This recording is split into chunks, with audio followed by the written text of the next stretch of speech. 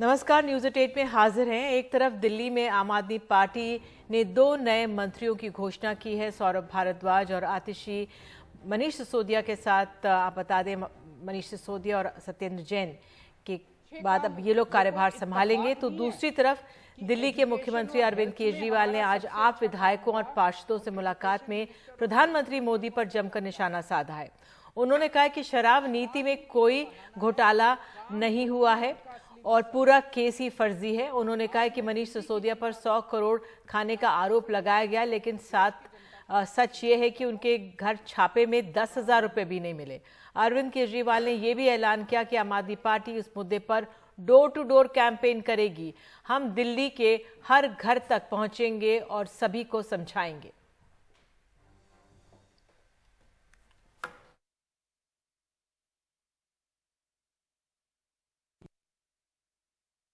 ये कोई इत्तेफाक नहीं है कि एजुकेशन और हेल्थ में हमारा सबसे अच्छा काम हुआ और एजुकेशन मिनिस्टर और हेल्थ मिनिस्टर को अंदर कर दिया गया। तो शराब नीति तो बहाना है, काम रोकना इनका असली मकसद है। आज अगर मनीष सिसोदिया जी बीजेपी ज्वाइन कर लें तो क्या वो कल उनकी रिहाई नहीं हो जाएगी? छूट जाएंगे, वो कल ही छूट जाएंगे, वो सारे मुकदमे सारे खत्म। आज अगर सत्येंद्र जैन बीजेपी ज्वाइन कर ले तो सारे मुकदमे खत्म, कल वो जेल से बाहर आ जाएंगे। तो भ्रष्टाचार तो मुद्दा है ही नहीं, उनका मुद्दा तो काम रोकना है और विपक्ष के जितने लोग हैं उन लोगों के ऊपर सीबीआई और ईडी भेज के उनको परेशान करना है। आने वाले समय में ये तय हुआ है आज सभी एमएलएज और इसके साथ कि दिल्ली के डोर टू डोर कैंपेन करेगी आम आदमी पार्टी। एक एक घर में जाएंगे, हम एक एक व्यक्ति से बात करेंगे और हम समझाएंगे कि किस तरह से, जैसे एक जमाने में इंदिरा गांधी ने अति कर दी थी, आज प्रधानमंत्री जी अति कर रहे हैं। और जब अति हो जाती है तो फिर प्रकृति अपना काम करती है, फिर ऊपर वाला अपना चक्कर चलाता है, ऊपर वाला फिर अपनी झाड़ू चलाता है। अब इन्होंने अति कर दिया, ये अति ठीक नहीं है। वहीं बीजेपी के प्रवक्ता गौरव भाटिया ने आज कहा है कि अरविंद केजरीवाल कट्टर बेईमान हैं और आबकारी घोटाले के किंग हैं, उन्हें तुरंत इस्तीफा देना चाहिए। लेकिन जो किंग पिन है वो अरविंद केजरीवाल है। जो तमाम मैंने आपके सामने तथ्य रखे अभी तक जो पब्लिक डोमेन में आए हैं, इससे ये बात स्पष्ट हो जाती है और जनता तो यही कह रही है मनीष और सत्येंद्र झांकी है, अरविंद केजरीवाल बाकी है। ये जो कट्टर बेईमान है इसको भी कानून के डंडे की ताकत पता चलेगी। और तमिलनाडु के मुख्यमंत्री एमके स्टालिन के 70वें जन्मदिन के मौके पर कई विपक्षी नेता पहुंचे हैं। एमके स्टालिन को बधाई देने के लिए कांग्रेस अध्यक्ष मल्लिकार्जुन खड़गे, सपा अध्यक्ष अखिलेश यादव, आरजेडी के तेज प्रताप यादव और नेशनल कॉन्फ्रेंस के प्रमुख फारूक अब्दुल्ला वहां पर मौजूद रहे। इस दौरान फारूक अब्दुल्ला ने कहा कि विपक्ष को एक साथ काम करने की जरूरत है, ये भूल जाइए कि कौन पीएम बनेगा, पहले चुनाव जीतने पर फोकस करते हैं। कांग्रेस अध्यक्ष मल्लिकार्जुन खड़गे ने कहा कि लोकसभा चुनाव के लिए हम पीएम उम्मीदवार का ऐलान नहीं करेंगे, हम एक साथ लड़ना चाहते हैं। Honorable Chief Minister, on 70th birthday, a very happy birthday to him. I wish him all the good luck. All like-minded opposition parties must come together in this fight against the divisive forces. That is our desire. I never said who will lead, who will become the Prime Minister. Farooq Saab, I am telling you, we are not telling that who will lead or who is not going to lead. It is not the question. We want to fight together, unitedly. Today, we need to work together. To all the leaders I say, and those who are not here, wake up, unite, and build a nation where all of us can live in honor, dignity, and live with peace. Let us forget who is going to become the Prime Minister. Let us first win the election, then think who is going to become the Prime Minister. It is not the Prime Minister that matters, it is the nation that matters. तो चेन्नई से इस खबर के बाद अब उत्तर प्रदेश से खबर है। प्रयागराज में उमेश पाल हत्याकांड के मामले में पूर्व सांसद अतीक अहमद के करीबियों पर कार्रवाई शुरू हो गई है। आज प्रशासन ने अतीक अहमद के करीबी जफर अहमद के घर पर बुलडोजर चलाया। बीजेपी नेताओं का कहना है कि बाकी आरोपियों के घर में भी बुलडोजर चलेगा। इस बीच अतीक अहमद ने फर्जी एनकाउंटर की आशंका जताते हुए सुप्रीम कोर्ट में एक याचिका दाखिल की है और कहा है कि अगर उन्हें यूपी लाया गया तो सेंट्रल फोर्सेस की उनको सुरक्षा दी जाए।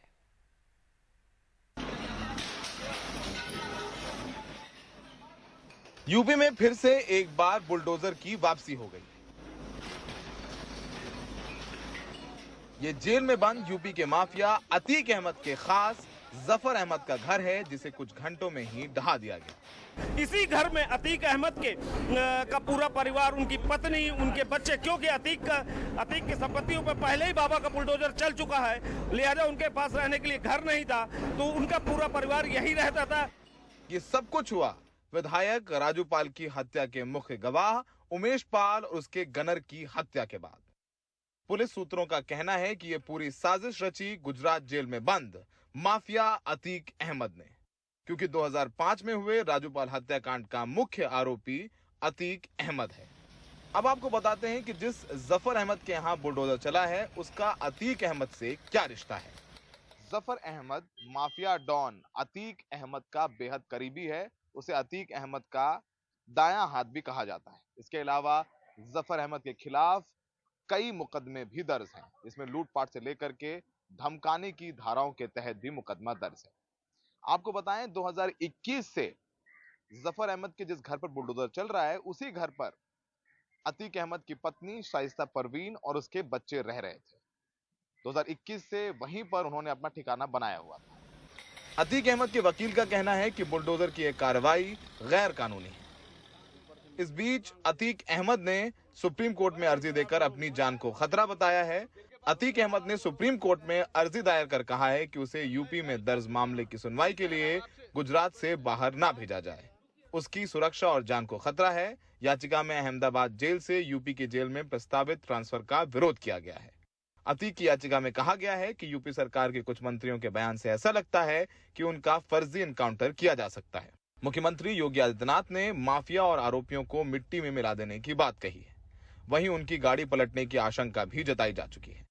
मैंने गाड़ी पलटने की बात नहीं की, मैंने ये कहा है कि ये हमला उत्तर प्रदेश की सरकार के ऊपर हमला है और चूंकि उमेश पाल उत्तर प्रदेश सरकार की सुरक्षा में था, उत्तर प्रदेश सरकार के सुरक्षाकर्मी उसकी सुरक्षा में लगे हुए थे, उसकी हत्या पुलिस सुरक्षाकर्मियों की हत्या हुई है, उमेश पाल की हत्या हुई है, तो ये हमला उमेश पाल पर नहीं हुआ है, हमला उत्तर प्रदेश सरकार के ऊपर हुआ है। और उत्तर प्रदेश की सरकार के ऊपर हमला करने वाला विकास दुबे का क्या अस्त्र हुआ था हम सबको मालूम है, तो इन दुर्दांतों के साथ क्या होगा मुझे बताने की आवश्यकता नहीं है।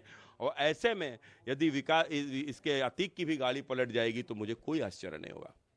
तो उमेश पाल की हत्या से शुरू हुआ मामला बुलडोजर और सुप्रीम कोर्ट में अर्जी तक पहुंच चुका है।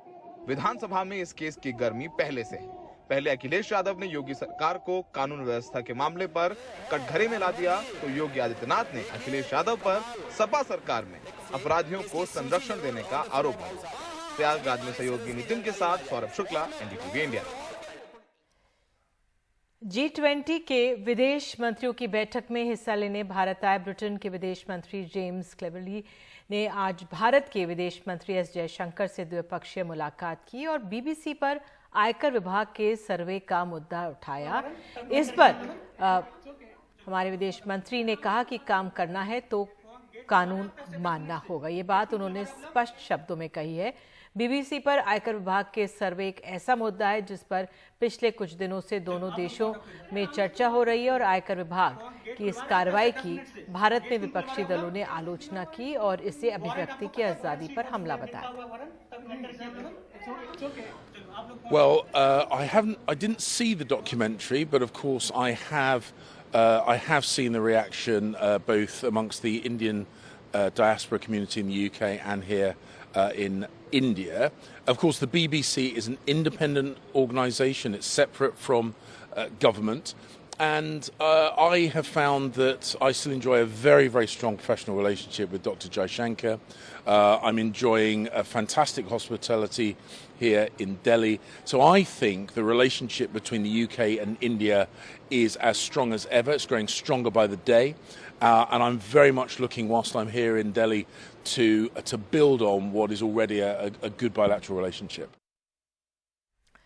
2 मार्च को यानी कल G20 के विदेश मंत्रियों की बैठक शुरू होने से पहले साझा बयान पर कई सवाल उठ रहे हैं। दूसरी तरफ चीन के विदेश मंत्री से द्विपक्षीय वार्ता की पूरी संभावना है। G20 की दूसरी मंत्री स्तर बैठक दिल्ली में हो रही है। भारत का एजेंडा बहुपक्षवाद, समावेशी आर्थिक विकास, खाद्य और ऊर्जा सुरक्षा, नए और उभरते खतरे हैं। रूस यूक्रेन युद्ध की छाया G20 बैठक पर है। ऐसे में भले ही भारत की कोशिश सर्वसम्मति से साझा बयान जारी करने की हो, ये मुश्किल लग रहा है। Given the nature and the developing situation in the Russia-Ukraine conflict, naturally that would be an important point of discussions. Clearly, the foreign ministers would also focus on the ongoing situation in Russia, between Russia and Ukraine.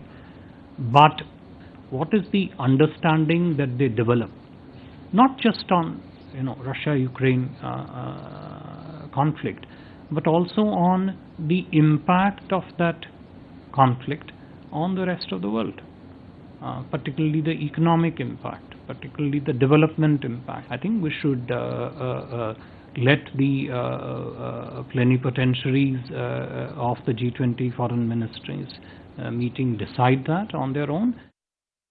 40 से ज्यादा प्रतिनिधिमंडल बैठक में हिस्सा ले रहे हैं। G20 में पहली बार इतने विदेश मंत्री बैठक में हिस्सा ले रहे हैं।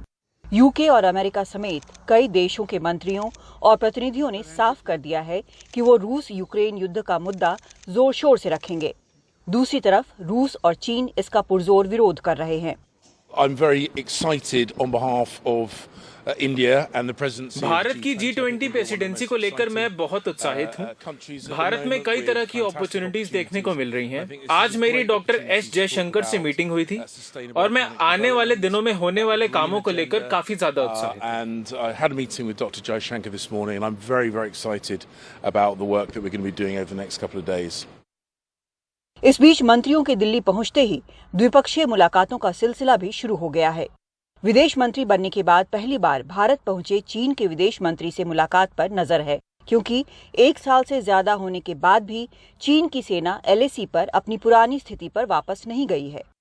ये अपेक्षित है कि विदेश मंत्री जी अपने जितने जो द्विपक्षीय अन्य मंत्रीगण हैं उनसे भेंट वार्ता करने की उनकी अपेक्षा है। उस भेंट वार्ता में मुद्दे क्या होंगे, किन विषयों पे चर्चा होगी, वो उस मीटिंग के बाद ही उपरांत ही आपके समक्ष लाया जाए तो ज्यादा उचित रहेगा। G20 की अध्यक्षता कर रहे भारत ने साझा बयान की संभावना को लेकर अपने सारे विकल्प खुले रखे हैं। रूस यूक्रेन युद्ध पर साझा बयान में सहमति बने न बने, लेकिन वैश्विक आर्थिक विकास और आतंकवाद के खिलाफ लड़ाई पर सहमति बनना भी अपने आप में बेहद अहम है। दिल्ली से उमाशंकर सिंह के साथ कादम्बरी शर्मा, NDTV इंडिया। और होली से पहले महंगाई का झटका लगा है। घरेलू और कमर्शियल LPG सिलेंडर की कीमतें बढ़ी हैं। 14 किलो से ज्यादा वाला जो घरेलू सिलेंडर है उसके दाम 50 रुपए बढ़े हैं। 19 किलो वाले कमर्शियल सिलेंडर के दाम 350 से ज्यादा वृद्धि हुई है। बढ़ी हुई कीमतें आज से लागू हो गई हैं। अब दिल्ली में घरेलू LPG सिलेंडर 1103 रुपए का हो गया है। दिल्ली में 19 किलोग्राम वाला कमर्शियल सिलेंडर अब 2119 रुपए से ज्यादा मिलेगा। तो पिछले कुछ साल में LPG के दाम काफी तेजी से बढ़े हैं। पेट्रोलियम मंत्रालय के आधिकारिक आंकड़ों के अनुसार 1 अप्रैल 2017 से 6 जुलाई 2022 के बीच LPG की कीमतों में 58 बार बदलाव हुए हैं। इससे LPG सिलेंडर की कीमत में 45% की बढ़त हुई है। हरियाणा के पंचकुला में आज पुलिस ने प्रदर्शन कर रहे सरपंचों पर लाठीचार्ज किया। पुलिस ने कई सरपंचों को दौड़ा कर मारा। जिसके चलते लोग घायल भी हो गए और इलाके में माहौल तनावपूर्ण है। सरपंच ई टेंडरिंग नीति का विरोध कर रहे थे। हरियाणा के मुख्यमंत्री मनोहर लाल खट्टर के ओएसडी भी नाराज सरपंचों को मनाने के लिए उनसे बात करने पहुंचे, लेकिन वो मानने को तैयार नहीं हुए। सरपंच एसोसिएशन ई टेंडरिंग रद्द करने पर अड़ा हुआ है।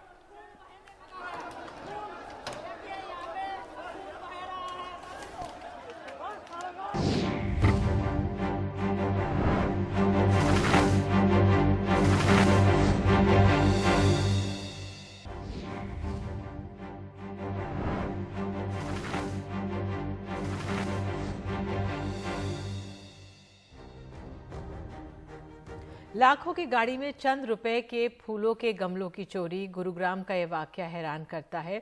G20 के मद्देनजर गुरुग्राम के शंकर चौक पर सजावट के लिए ये गमले सजाए गए थे, लेकिन इनकी चोरी का वीडियो सोशल मीडिया पर कल से वायरल हो गया।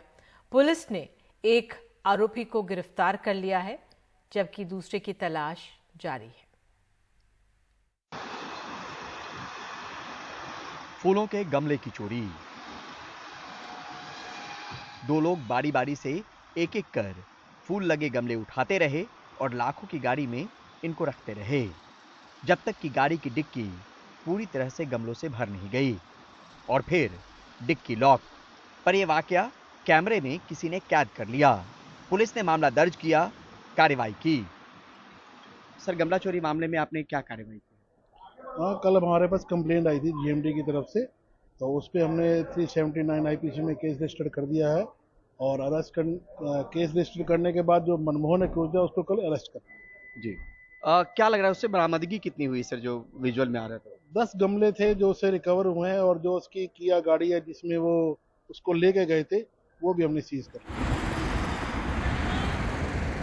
एक कहावत है, चोरी हीरा की हो या फिर खीरा की, चोरी तो चोरी है।